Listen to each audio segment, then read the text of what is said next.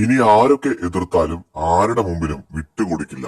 ഇറങ്ങി പോണമായിരുന്നെങ്കിൽ അന്ന് തന്നെ ഇറങ്ങി പോയേനെ. പോകാതെ തിരിച്ചു വന്നിട്ടുണ്ടെങ്കിൽ ഇനി ഇവിടെ ആരുടെ മുന്നിലും തോറ്റു കൊടുക്കാൻ ഉദ്ദേശിച്ചിട്ടില്ല എന്ന് പറയുകയാണ് നമ്മുടെ ജാസ്മിൻ ഗബ്രി. ഒരുപാട് സമയം ഇരുവരും ഇന്നലെ കട്ടിലിൽ കിടന്ന് സംസാരിക്കുന്നൊക്കെ ഉണ്ടായിരുന്നു രാത്രിയിലും. ഇതിനിടയിൽ വിശന്നു വലഞ്ഞ സിംഹത്തിന്റെ മടയിലെത്തിയ മാൻപേടെ പോലെ അവിടേക്ക് റസ്മിൻ ഭായി വരുന്നു.